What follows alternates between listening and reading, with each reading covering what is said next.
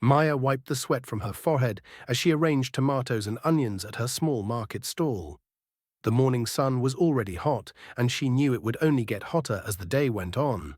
Her clothes were old but clean, carefully washed each night in the small basin behind her tiny rented room. Every coin she earned went toward buying medicine for her sick mother, who lay bedridden at home. The vegetables weren't much to look at. Some were slightly bruised, others a little wilted, but they were all Maya could afford to buy from the wholesale market. She arranged them carefully, hoping customers would see past the imperfections. Her hands were rough and calloused from years of hard work, first helping her mother when she was healthy, and now supporting them both alone. As Maya worked, she noticed him again. The blind man sat near the entrance to the market, just as he did every day. He wore dark glasses that covered his eyes completely, and his clothes were dusty and worn.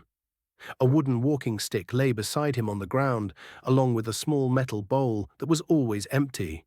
No one ever put money in it. Children from the village often ran past him, some throwing small stones or calling him names. "Go away, old man," they would shout, laughing as they ran. "You're useless." The blind man never responded. He just sat there quietly, his head often bowed, as if he was used to such treatment. Maya frowned whenever she saw this happen. It wasn't right to treat anyone that way, especially someone who couldn't defend himself. She had been taught by her mother to show kindness to others, no matter how little they had. "We may not have much," her mother used to say when she was well, "but we always have kindness to give." Today was no different. As Maya watched, a group of children approached the blind man. They were carrying small rocks, grinning mischievously. Maya quickly left her stall and walked over to them. "Leave him alone," she said firmly, stepping between the children and the blind man. "He hasn't done anything to you." The children looked surprised. They weren't used to being challenged by adults, especially not by someone as young as Maya. After a moment of hesitation, they dropped their stones and ran away, still laughing, but now directing their laughter at Maya instead. "Foolish girl," one of them called back. "Why do you care about a useless beggar?" Maya ignored them and turned to the blind man. He hadn't moved or spoken during the entire encounter. She reached into the small basket she carried and pulled out a piece of bread, part of what was supposed to be her own lunch. "Here," she said softly, placing the bread in his bowl. "It's not much, but it's better than nothing." The blind man remained still for a moment, then slowly lifted his head. "Thank you," he said in a quiet voice that was barely above a whisper. Maya nodded, even though she knew he couldn't see her gesture, and walked back to her stall. Behind her she heard the whispers starting. "Look at that girl," one woman said to another. "She can barely feed herself, but she's giving food to beggars." "Her mother is dying at home," another voice added, "and she's wasting bread on strangers. How foolish." The words stung, but Maya tried to pretend she didn't hear them. She had learned that people in the village could be cruel with their words, especially when they thought someone was being too generous. But she couldn't ignore someone who was hungry, even if others thought she was being foolish. The next afternoon, Maya's Aunt Ruth arrived at the market. Ruth was her mother's sister, but she was nothing like Maya's gentle mother. Where Maya's mother had been kind and patient, Ruth was sharp and calculating. She looked at the world as if everything and everyone was either useful or useless to her. Ruth walked straight to Maya's stall, her face showing clear disapproval. "Maya," she said sharply, "why are you always hanging around that beggar?" Maya kept her eyes on the vegetables she was arranging. "He's hungry, Aunt Ruth. I just give him a little food sometimes." Ruth scoffed. "Hungry, let him find his own food. You should be thinking about how you're going to survive, not playing charity worker with people who contribute nothing to society." "I can't just ignore him when he's suffering," Maya replied softly, but her voice was firm. Ruth grabbed Maya's arm, her fingers digging in painfully. "You think your kindness is going to save you? Your mother is dying, Maya. She needs medicine, real medicine, not your good intentions. And you're here wasting food on a blind fool who probably isn't even really blind." Maya pulled her arm away, but she didn't argue further. There was no point. Ruth had always been like this, seeing kindness as weakness and generosity as stupidity. But Maya couldn't change who she was, even if her aunt thought she was being foolish. That night, Maya sat beside her mother's bed in their small room. The older woman was getting weaker each day. Her skin had become pale and thin, and her breathing was often labored. The medicine Maya bought helped a little, but it wasn't enough, and Maya knew it. "Mama," Maya whispered, holding her mother's frail hand, "I will find a way to get you better medicine. I promise." Her mother smiled weakly and squeezed Maya's hand with what little strength she had. "You have such a good heart, my child. Don't let this world make you hard and bitter. There's already too much cruelty in the world." Maya nodded, tears forming in her eyes. Her mother had always been her guide, teaching her about compassion and dignity, even when they had nothing. Now, seeing her mother so weak and sick, Maya felt the weight of responsibility pressing down on her shoulders. The next morning, Maya checked her small savings. She kept her coins in a cloth pouch hidden beneath her sleeping mat. When she counted them, her heart sank. There were only a few coins left, not nearly enough for the medicine her mother needed, and certainly not enough to buy new vegetables to sell at the market. Despite her financial worries, when Maya arrived at the market and saw the blind man in his usual spot, she still placed a small piece of bread in his bowl. It had become a habit, something she did without thinking. But today she noticed something strange. As she placed the bread in the bowl, the blind man's hand reached out to touch it. But his movement was too smooth, too precise. His fingers didn't search around the bowl the way a truly blind person's would. They went straight to the bread, as if he had seen exactly where she had placed it. Maya watched him carefully for a moment, but he just sat there silently behind his dark glasses, giving no other sign that anything was unusual. "Are you really blind?" Maya asked before she could stop herself. The man tilted his head slightly, and Maya thought she saw the hint of a smile on his lips. "Does it matter?" he asked quietly. Maya blinked, confused by his response. Before she could say anything more, she heard Ruth's voice calling her from across the market. Ruth pulled Maya aside, away from the other market vendors. Her expression was serious, and Maya felt a chill of apprehension. "I've been thinking about our situation," Ruth said, lowering her voice. "Your mother is getting worse, and we need money for medicine and expenses. I've found a solution." Maya's stomach tightened. "What kind of solution?" "I've arranged a marriage for you," Ruth said with a satisfied smile. "Chief Thompson is looking for a young wife. He's old, but he's very wealthy. He'll pay a good bride price." Maya felt the blood drain from her face.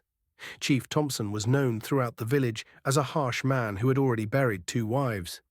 He was at least 40 years older than Maya, and the stories about how he treated his wives were not pleasant. "No," Maya said firmly, "I won't marry him." Ruth's smile disappeared instantly. "You will do as I say. Do you want your mother to die? We need that money, and this is the only way to get it." "There must be another way," Maya pleaded. "I can work harder. I can find other jobs."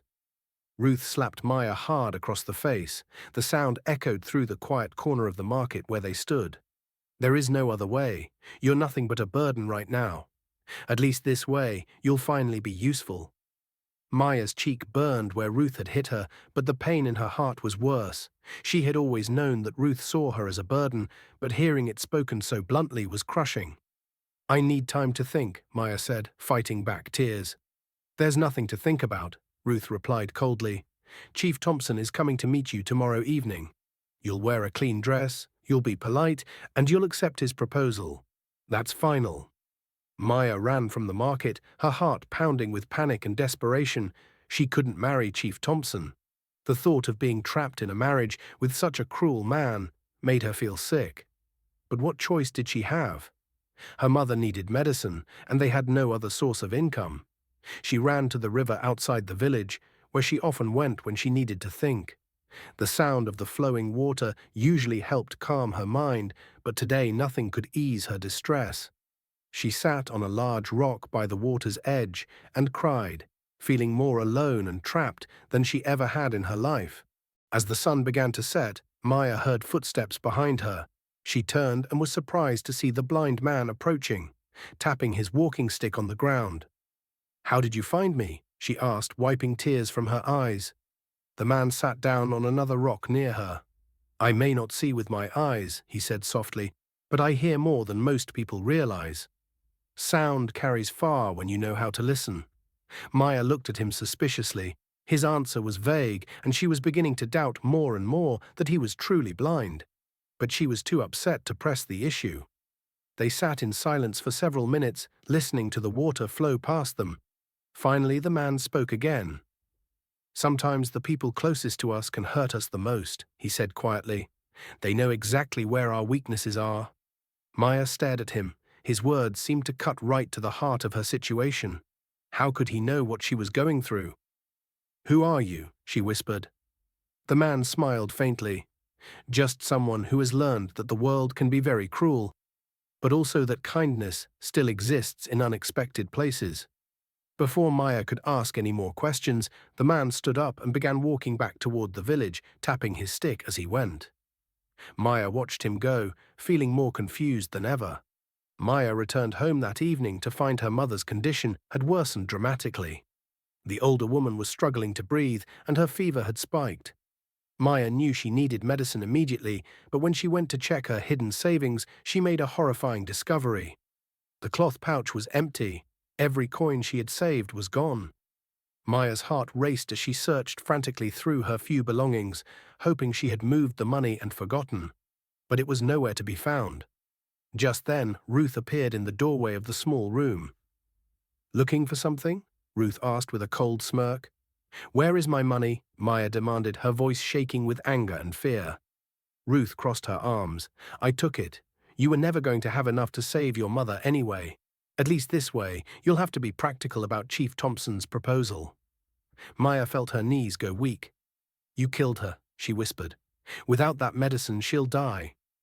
Ruth shrugged. "Life is cruel, Maya. The sooner you learn that, the better. Your mother is dying, whether you accept it or not. At least this way, her death can serve a purpose." Maya knelt beside her mother's bed, taking the older woman's burning hand in hers. Her mother's eyes were barely open, but she seemed to recognize Maya's touch. "I'm sorry, Mama," Maya whispered. "I failed you." Her mother squeezed her hand weakly. "No, my child," she whispered back, her voice barely audible. "You never failed me. You have the kindest heart I've ever known. Don't let them take that away from you." Those were the last words Maya's mother ever spoke. She died that night in Maya's arms, while Ruth stood in the doorway watching with cold, dry eyes. The funeral was small and simple. Few people from the village attended, and those who did seemed to be there more out of curiosity than genuine mourning. Ruth didn't shed a single tear during the entire ceremony. She spent most of the time talking to other villagers about Maya's upcoming marriage to Chief Thompson. After the funeral, Maya went to the market looking for the blind man. She needed to talk to someone, anyone, who had shown her kindness. But his usual spot by the market entrance was empty. When she asked other vendors if they had seen him, they just shrugged. "He was here yesterday," one woman said, "but I haven't seen him today." Come to think of it, no one ever saw him arrive or leave. He just seemed to appear and disappear. Maya felt a strange mix of loss and suspicion. The blind man had vanished at the same time her world had completely fallen apart. She couldn't help but wonder if there was more to his disappearance than simple coincidence. That evening, Ruth made her expectations clear. "Chief Thompson is coming tomorrow to finalize the arrangements," she said. "You'll wear the blue dress I've laid out for you, and you'll be grateful for this opportunity." Many girls would be thrilled to marry such a wealthy man. Maya looked at the faded blue dress Ruth had placed on her sleeping mat. It was old and had been mended several times, but it was the nicest piece of clothing Maya owned. "I won't pretend to be happy about this," Maya said quietly. Ruth's eyes flashed with anger. "You'll do whatever is necessary. You have no choice in this matter. I own this house now, and you'll do as I say or find yourself sleeping in the streets." Maya realized that Ruth was right about one thing. She had no choice. With her mother gone and no money of her own, she was completely dependent on Ruth's charity. And Ruth had made it clear that her charity came with conditions. The village festival arrived sooner than Maya had expected. It was an annual celebration that brought together people from the surrounding area, including wealthy merchants and landowners. For Maya, it was just another reminder of how different her life had become. Ruth woke her early that morning with sharp commands. "Get up and get dressed. You'll be serving drinks at the festival today." I want people to see what a good worker you are." Maya wrapped herself in an old cloth, tying it carefully around her waist. She had served at festivals before, but this time felt different. This time, she knew that everyone would be looking at her as Chief Thompson's future wife, not just as Maya the vegetable seller. The festival ground was decorated with colorful banners and flowers. Musicians played traditional drums and flutes, and the air was filled with the smell of roasted meat and spiced rice.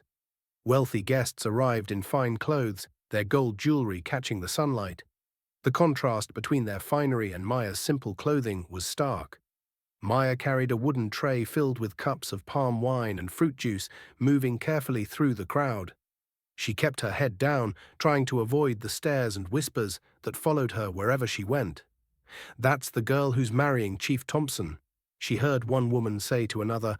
"Her aunt is clever, turning tragedy into profit." "Better to be a rich man's wife than a poor girl with too much pride," another voice added. Maya tried to ignore the comments, but each word felt like a small cut. She had once been proud of her independence and her ability to take care of herself and her mother. Now she was being talked about like a piece of property. As she moved through the crowd, balancing her tray carefully, Maya suddenly froze. There, across the festival ground, she saw a familiar figure. But this wasn't the dusty, disheveled blind man she remembered. This man walked with quiet confidence, dressed in fine traditional clothing. He moved through the crowd like someone accustomed to respect and attention. It was him, the blind man from the market. But he wasn't wearing dark glasses, and he clearly wasn't blind. His sharp eyes scanned the festival crowd with the alertness of someone who saw everything around him. The shock of recognition caused Maya to lose her grip on the tray. It slipped from her hands and crashed to the ground, sending cups and liquid everywhere. The sound of breaking pottery seemed to echo across the entire festival ground. "Clumsy girl," Ruth's voice cut through the sudden silence. "What have you done now?" But Maya barely heard her aunt's scolding. Her entire attention was focused on the man she now knew had been deceiving everyone. He turned his head slowly, as if he had sensed her stare, and their eyes met across the crowded festival ground. For a moment, Maya felt every emotion she had been holding back: anger, confusion, betrayal, and something else she couldn't quite identify. The man didn't look away or show any sign of embarrassment at being discovered. Instead, he smiled calmly and began walking toward her. The festival crowd parted to let him through, and Maya could hear whispers starting around them. Who was this well-dressed stranger, and why was he approaching the village's soon-to-be-married servant girl? The man Maya had known as the blind beggar stopped just a few feet away from her. The festival had grown quiet, with even the drummers pausing their rhythm. Maya could feel Ruth's fingernails digging into her arm, but she couldn't take her eyes off the man who had deceived her for so long. "Come," he said softly, his voice carrying an authority that Maya had never heard when he was pretending to be blind. Ruth pulled Maya back sharply. "She's busy," Ruth snapped. "Go bother someone else." The man's calm gaze shifted to Ruth, and for the first time since Maya had known her aunt, she saw fear flicker in Ruth's eyes. There was something about this man's presence that commanded respect, even from someone as strong-willed as Ruth. "I wasn't asking," the man replied, his voice still gentle but carrying an unmistakable note of command. Maya felt her legs trembling, but something stronger than fear compelled her to step forward. She followed the man away from the crowd toward a quiet area under a large tree at the edge of the festival ground. Once they were alone, Maya found her voice. "You lied to me," she said, her words coming out as barely more than a whisper. The man nodded slowly. "I did. But not to hurt you." "Then why?" Maya asked, her voice growing stronger. "Why pretend to be blind? Why sit there day after day, letting people throw stones at you and call you names?" The man was quiet for a long moment, his eyes looking past Maya toward the festival crowd. When he finally spoke, his voice carried a weight of pain that surprised her.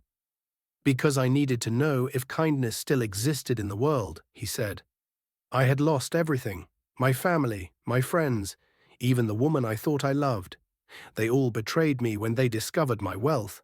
They saw me as nothing more than a source of money and status." Maya listened, trying to understand what he was telling her. I came to this village broken and angry, he continued. I wanted to see if there was anyone left in the world who would show compassion to someone who seemed to have nothing to offer in return. And you found me, Maya said quietly. I found you, he agreed, looking directly into her eyes. Every day, you shared your food with me, even though you barely had enough for yourself. You defended me from cruel children, even though it brought you mockery from others. You showed me kindness without expecting anything in return. Maya felt tears forming in her eyes, but this time they weren't tears of sadness. They were tears of confusion and something that might have been hope. What's your name? She asked. Your real name? David, he replied, David Chen. And I think it's time everyone knew who I really am. Before Maya could respond, they heard someone calling from the festival area. David, the elders are waiting for you. David straightened his shoulders and looked at Maya one last time. Stay close, he said. You'll want to hear what I have to say. By the time David reached the center of the festival ground, the entire village had gathered. The elders sat in their places of honor, adjusting their ceremonial robes and looking curious about this unexpected development. The wealthy guests whispered among themselves, trying to figure out who this mysterious man was and why he commanded such attention. Maya stood at the edge of the crowd, her heart pounding so hard she could barely breathe. She watched as David raised his hand, and immediately the entire festival fell silent. Even the children stopped their playing to listen. You all saw me, David began, his voice clear and strong enough to carry across the entire gathering. I sat at your market gate for weeks, appearing to be blind, dusty, and poor. Uncomfortable murmurs rippled through the crowd as people began to recognize him. Some faces turned pale as they remembered their own behavior toward the man they had thought was just a helpless beggar. Some of you threw stones at me, David continued, his eyes scanning the villagers. Others laughed at me. Most of you simply looked away, as if I didn't exist. Ruth shifted uncomfortably in the crowd, her face growing red as she realized the implications of what David was revealing. But one person didn't ignore me, David said, his voice filling with warmth and pride. His gaze found Maya in the crowd. This woman shared her food when she had barely enough for herself. She defended me when it brought her nothing but mockery. She showed me kindness without knowing who I was, or what I could offer her in return. Every head in the crowd turned to look at Maya. Some of the same people who had mocked her kindness just days before now stared at her with wide eyes and open mouths. I came to your village as a test, David continued. I had lost faith in human nature. I believed that kindness was dead, that people only cared about what they could gain from others. He paused, letting his words sink in before continuing. Maya proved me wrong. She showed me that true kindness still exists, and it comes from people who understand what it means to struggle, not from those who have never known hardship. The crowd was completely silent now. Some villagers hung their heads in shame, remembering their own cruel words and actions. Others looked at Maya with new respect and understanding. David turned back to address the elders and the gathered crowd. I return to you today not as a beggar, but as someone who has been blessed with wealth and success in business. And I choose to honor the kind of wealth that cannot be bought or sold, the wealth of character and compassion. A few people began to clap uncertainly, not sure what the appropriate response should be. David held up his hand for silence. I'm not here for your applause, he said firmly. I'm here to make sure that goodness is recognized and rewarded, and that cruelty has consequences. With that, he walked through the crowd directly to Maya. Every step he took seemed to echo in the silence that surrounded them. I owe you more than I can ever repay, David said softly, loud enough only for Maya to hear. But today I want to give you back something they tried to take from you. Your dignity and your freedom to choose your own path. David offered Maya his hand. For a moment she hesitated, overwhelmed by everything that was happening. Then, slowly, she placed her hand in his, not as a servant accepting charity, but as an equal accepting recognition for her kindness. Behind them, Ruth stumbled backward and collapsed onto a bench, her face white with shock and fear. For the first time in her life, she had encountered someone with more power than her ability to manipulate and control. Maya didn't look back at her aunt. For the first time in months, she was looking forward instead of dwelling on her losses and fears. The festival ended, but the impact of David's revelation continued to ripple through the village. By the next morning, everyone had heard the story of the blind beggar who turned out to be a wealthy businessman, and the poor market girl whose kindness had been publicly honored. Maya walked through the village streets with her head held higher than it had been in months. Not because David had acknowledged her publicly, but because she finally understood that her kindness had not been foolish or wasted. It had been seen and valued by someone who understood its true worth. However, Ruth was not ready to accept this change in Maya's status. When Maya returned to her aunt's house that evening, she found her few belongings thrown outside in the dirt. "You think you're better than me now?" Ruth spat from the doorway, her face twisted with rage and jealousy. "Walking around like a queen because some rich man spoke your name in public." Maya looked at her scattered possessions, a few pieces of clothing, her mother's prayer beads, and a small wooden box that contained her mother's few letters. It wasn't much, but it was everything she owned in the world. "I don't think I'm better than anyone," Maya said calmly. "But I don't belong to you anymore, Aunt Ruth. I never really did." Ruth laughed bitterly. "You'll come crawling back when he gets tired of you. Men like him always abandon girls like you when something more interesting comes along." Maya bent down and gathered her belongings into a bundle. "Maybe you're right," she said quietly. "But I'd rather take that risk than live under your control." Ruth's expression grew even more furious. "Don't come begging to me when you have nowhere else to go." Maya straightened up, holding her small bundle of possessions. "I won't," she said simply, and walked away. She didn't know where she was going or what she would do, but every step felt like a step toward freedom. For months, she had felt trapped by circumstances beyond her control. Now, for the first time, she was making her own choices. Later that day, a young boy found Maya sitting by the river where she often went to think. "Mr. David wants to see you," the boy said breathlessly. "He's at the old community hall." Maya followed the boy through the village to a large building that had once been used for town meetings, but had been empty for years. Inside, she found David standing at a wooden table covered with papers and documents. "I heard you stood up to your aunt," David said with a smile when he saw her. Maya shrugged, managing a small smile in return. "I had nothing left to lose." David's eyes sparkled with something that might have been admiration.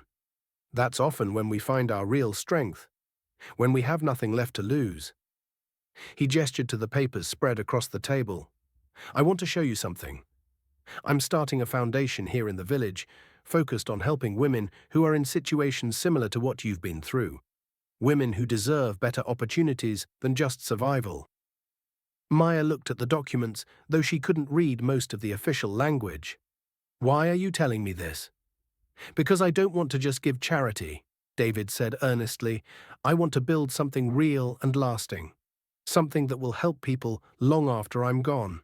And I need someone who understands struggle. Someone who knows what it's like to have to choose between dignity and survival." Maya stared at him, wondering if this was another test of some kind. "I don't want gold or fancy things," she said quietly. "I just want to help other people avoid what I went through. I want them to know they have choices." David's smile widened. "That's exactly why I want to work with you." Over the following months, Maya's life transformed in ways she had never imagined possible. The foundation that David had envisioned became a reality, and Maya found herself at the center of something meaningful and important. The old community hall was renovated and turned into a training center where women could learn new skills: reading, writing, basic mathematics, sewing, and small business.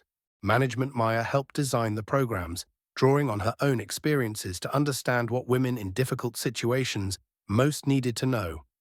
At first, many women were suspicious of the foundation's motives. They had learned to be wary of promises that seemed too good to be true.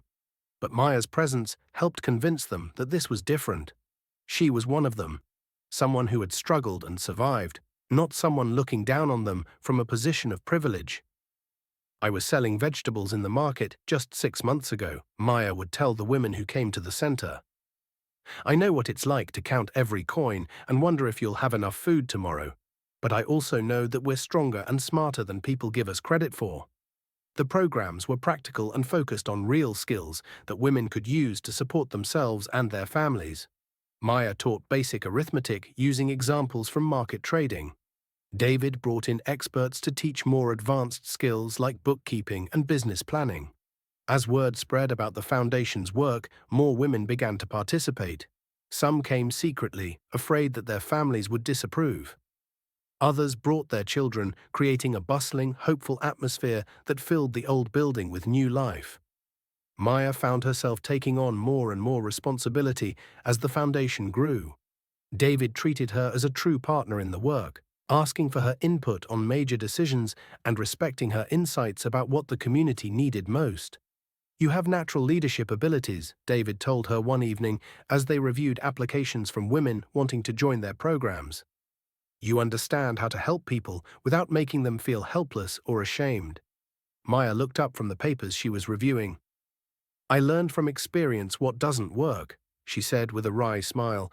"Charity that makes people feel small or grateful doesn't really help anyone." Their working relationship deepened into friendship, and friendship began to grow into something more. Maya found herself looking forward to their daily meetings, not just because of the work they were doing, but because of David's company. He treated her with respect and genuine interest in her thoughts and opinions. One evening, as they walked through the village after a particularly successful day at the foundation, David stopped suddenly. "Maya," he said, turning to face her, "I need to tell you something." Maya felt her heart skip, wondering what serious matter he wanted to discuss. "When I first came to this village, I was looking for kindness as a test," David said. "I thought I was conducting an experiment to see if decent people still existed in the world." "I remember," Maya said softly.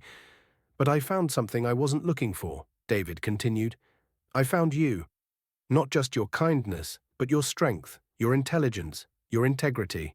I found someone I could respect and admire, someone I wanted to know better." Maya felt her cheeks grow warm, but she didn't look away from his earnest gaze. "What I'm trying to say is that this stopped being about testing humanity a long time ago. It became about getting to know an extraordinary woman who happened to be kind to a stranger." Spring arrived early that year, bringing with it a sense of renewal and possibility that seemed to mirror the changes in Maya's life. The foundation was thriving, with nearly 50 women participating in various programs. Several had started their own small businesses, and others had found employment opportunities that they never would have had access to before. Maya stood in the main room of the community center, watching a group of women practice reading aloud from a collection of folk tales. Their voices filled the space with warmth and determination, each word representing a small victory over the circumstances that had once limited their possibilities. David approached from behind, carrying 2 cups of tea. "Successful morning?" he asked, offering her one of the cups. "Very," Maya replied, accepting the tea gratefully. "Sarah just told me she's saved enough money to send her daughter to the government school next year. And Grace thinks she's ready to apply for that bookkeeping position at the trading post." David smiled, watching the women with obvious pride. "This is what real change looks like, isn't it? Not dramatic gestures or grand announcements, but one person at a time deciding they deserve better." Maya nodded, sipping her tea and enjoying the comfortable silence that had developed between them over months of working together. Their partnership had evolved into something deeper than either friendship or a simple working relationship, though neither of them had spoken directly about the growing connection they both felt. That afternoon, David asked Maya to take a walk with him through the village. It was something they did regularly, both to see how the foundation's work was affecting the community and to enjoy each other's company away from the busy center. As they walked past the market, where Maya had once sold vegetables, she noticed several of the women from their programs working at various stalls. They waved and called out greetings, their confidence and prosperity visible in their posture and smiles. "Do you ever miss it?" David asked, noticing her thoughtful expression as they passed her old location. "Miss what?" "The simplicity of it. When your biggest concern was whether you'd sell enough vegetables to buy medicine for your mother." Maya considered the question seriously. "I miss my mother every day," she said finally, "and I miss the certainty of knowing exactly what I needed to do each morning." But I don't miss feeling powerless. I don't miss believing that kindness was something I couldn't afford. They continued walking until they reached the river where Maya used to go when she needed to think. The spot held memories of some of her darkest moments, but also of the mysterious conversations with the man she now knew as David. "I have something to ask you," David said as they sat on the rocks by the water's edge. Maya turned to face him, curious about his serious tone. "The foundation has grown beyond what either of us imagined when we started," David said. "We're getting requests from other villages to help them start similar programs. I think we could expand this work to reach hundreds of women across the region." "That sounds wonderful," Maya said, though she sensed there was more to what David wanted to discuss. "It would mean more responsibility, more travel, more time away from this village," David continued. "It would mean taking on something bigger than either of us could manage alone." Maya waited, sensing that David was building up to something important. "What I'm asking," David said, reaching into his jacket pocket, "is whether you'd be willing to take on that challenge as my partner. Not just in the Foundation's work, but in life." He pulled out a simple ring made of woven silver, nothing flashy or expensive, but clearly crafted with care and meaning. "I'm not offering you rescue or security," David said softly. "I'm offering you partnership, a chance to build something meaningful together as equals who respect and care for each other."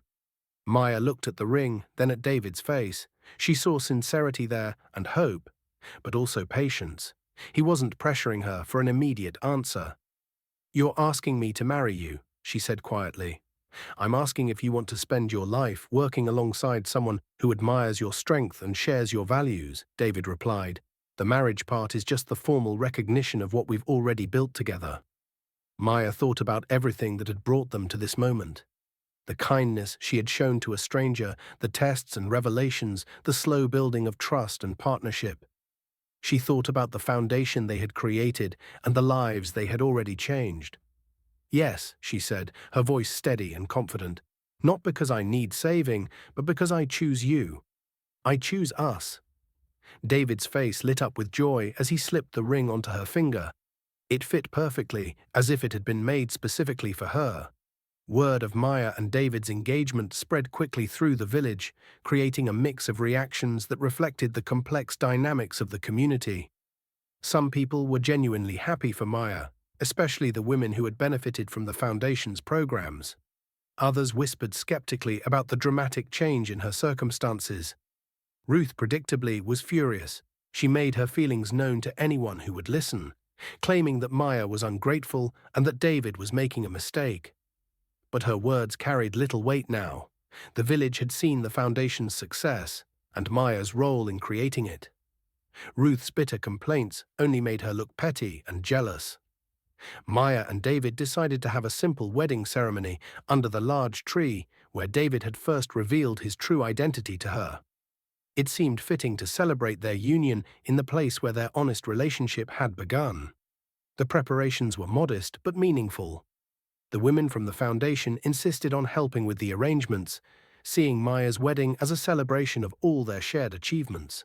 They wove flowers into garlands, prepared traditional foods, and created decorations that turned the simple outdoor space into something beautiful. On the morning of the wedding, Maya woke early and walked to her mother's grave. She sat quietly for a few minutes, wishing her mother could have been there to see how her life had transformed. "I hope you would be proud of the choices I've made, Mama," Maya said softly. "I tried to remember what you taught me about kindness and dignity. I think this would make you happy." When she returned to the village, she found the women from the Foundation waiting to help her prepare. They had created a beautiful dress for her, not fancy or expensive, but made with love and care. As they helped her get ready, Maya felt surrounded by the kind of supportive community she had always dreamed of having. The ceremony itself was attended by most of the village, including the elders and many of the wealthy merchants who had witnessed David's revelation at the festival. But the most important guests, in Maya's opinion, were the women whose lives had been changed by the Foundation's work. As Maya and David stood before the village elder who would perform the ceremony, Maya looked out at the gathered crowd. She saw faces that had once looked at her with pity or contempt, now looking at her with respect and admiration. More importantly, she saw the faces of women who had found hope and opportunity through their shared work. The elder spoke about the importance of marriage as a partnership between equals, about the need for mutual respect and shared purpose. His words felt especially meaningful given the journey that had brought Maya and David together. When it came time for them to speak their own vows, David went first. "Maya," he said, taking her hands in his, "I came to this village looking for proof that kindness still existed in the world. You gave me that proof, but you gave me so much more. You showed me what real strength looks like, what true partnership means, and what love built on respect and admiration feels like." He paused, looking into her eyes with complete sincerity. "I promise to honor your independence, to support your dreams, and to work alongside you as an equal partner in whatever challenges and opportunities come our way." Maya felt tears of happiness forming in her eyes as she prepared to speak her own vows. "David," she began, her voice strong and clear, "you showed me that kindness is never wasted, even when it seems like the world doesn't value it. You taught me that true partnership means building something together that neither of us could create alone." She squeezed his hands gently. "I promise to bring my whole self to our marriage, my strength, my dreams, my commitment to helping others, and my love for the man who saw me as an equal when others saw me as nothing." The elder pronounced them married as the crowd erupted in cheers and applause. But Maya barely heard the celebration around them. She was focused on David's face, on the joy and love she saw there, and on the sense of completion she felt in this moment. 1 year after their wedding, Maya and David stood on the steps of a new building in the neighboring town. It was the third location for their foundation, which had grown far beyond what either of them had originally envisioned. The success of their first center had attracted attention from government officials and international development organizations, leading to funding and support for expansion. "Are you ready for this?" David asked, as they prepared to cut the ribbon that would officially open the new center. Maya smiled, adjusting the simple but professional dress she now wore to official events. "I think we've been ready for this since the day we decided to work together." The crowd gathered for the opening included not only local villagers, but also representatives from the regional government and several other non-profit organizations. Maya had been invited to speak about the foundation's approach and its impact on the communities they served. As she stepped up to the small podium that had been set up for the ceremony, Maya looked out at the faces in the crowd. Many were strangers, but she also saw familiar faces. Women from their original program who had become trainers and leaders themselves, community members who had supported their work from the beginning, and David, whose encouraging smile gave her confidence. "A little over 2 years ago," Maya began, "I was selling vegetables in a market, worried about whether I would have enough money to buy medicine for my sick mother. I thought my biggest problem was poverty, but I was wrong. My biggest problem was believing that I had no choices." She paused, letting her words sink in before continuing. "The foundation we're opening today isn't about giving charity to people who can't help themselves. It's about creating opportunities for people who are already strong and capable, but haven't had the chance to show what they can do." Maya gestured toward several women in the crowd who had graduated from their programs. Sarah, who's here today, now owns 3 market stalls and employs 4 other women. Grace keeps the books for the largest trading company in her village. Jennifer started a sewing cooperative that provides income for 20 families. The crowd applauded, and Maya saw several of the women she had mentioned standing a little taller with pride. "These women didn't need to be rescued," Maya continued. "They needed to be recognized, supported, and given the tools to build the lives they wanted for themselves and their families." After the ceremony, Maya and David spent the afternoon touring the new facility and meeting with the women who would be participating in the programs. Each conversation reminded Maya of her own journey and reinforced her commitment to the work they were doing. That evening, as they walked through the town toward their hotel, David took Maya's hand and smiled. "Do you remember what you said when I first asked you to work with me on the foundation?" he asked. "I said I didn't want gold. I wanted to help others say no like I did," Maya replied. "And look what you've built," David said, gesturing back toward the new center. Hundreds of women who now have the power to say no to situations that don't serve them, and yes to opportunities they create for themselves. Maya squeezed his hand, feeling the weight of satisfaction that came from meaningful work. We built it together, she corrected. That's what makes it real. 5 years after Maya first placed bread in the bowl of a mysterious blind beggar, she stood once again in the market of her home village. But this time she wasn't there to sell vegetables or serve others. She was there as the director of a foundation that now operated in 15 communities across 3 regions. The market had changed too. Several of the vendors were women who had participated in the foundation's programs, and their stalls were noticeably more prosperous than they had been in the past. The entire marketplace had a more vibrant, hopeful energy. Maya stopped at the spot where the blind beggar used to sit. A small plaque had been placed there, donated by the village council. It read, "Kindness is never wasted. It changes both the giver and the receiver." "Feeling nostalgic?" David asked, joining her at the plaque. "Grateful," Maya replied, "for all of it, even the hard parts that brought us to where we are now." They walked together through the village, past the house where Ruth still lived alone, past the cemetery where Maya's mother was buried, and finally to the river where Maya used to go when she needed to think. "I have something to tell you," Maya said as they sat on the familiar rocks by the water's edge. David turned to her with curiosity. "Dr. Williams confirmed it yesterday," Maya said, placing her hand on her still flat stomach. "We're going to have a baby." David's face lit up with joy and wonder. "Really?" Maya nodded, her own smile reflecting his excitement. "I've been thinking about what kind of world we want to bring a child into and what kind of values we want to pass on. And I want our child to grow up knowing that kindness matters, that everyone deserves dignity and opportunity, and that real strength comes from lifting others up, not putting them down." David took her hand, the same hand that had once placed bread in a beggar's bowl, and now wore the ring that symbolized their partnership. "Those are good values to inherit," he said softly. As they sat by the river, watching the water flow past them toward whatever lay downstream, Maya reflected on the journey that had brought them to this moment. She had learned that kindness was indeed never wasted, that dignity could never truly be taken away, and that the most important choice anyone could make was how to treat others, especially those who seemed to have nothing to offer in return. The little girl who had once fed a blind beggar had grown into a woman who understood that true wealth wasn't measured in gold or status, but in the positive impact one person could have on another's life.